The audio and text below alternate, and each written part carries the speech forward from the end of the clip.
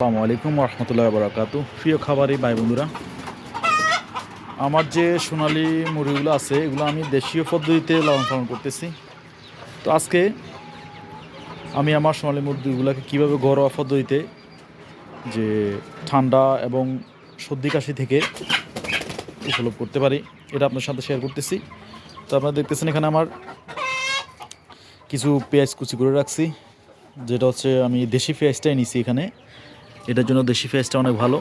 তো এখন আপনারা দেখতেছেন মুরগিগুলোকে আমি দেশি পেঁয়াজটা খাওয়াইতেছি, প্লাস এখানে কিছু আমি সরিষার তেল মিক্স করে দিছি যাতে মুরগিগুলোর সর্দি থেকে এবং ঠান্ডাজনিত যে সমস্যাগুলো ওগুলো থেকে লাঘব পায়।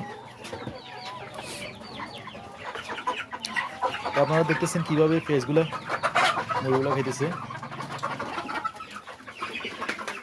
যে যেটা ধরতেছে ওটাই নিয়ে পালাতেছে।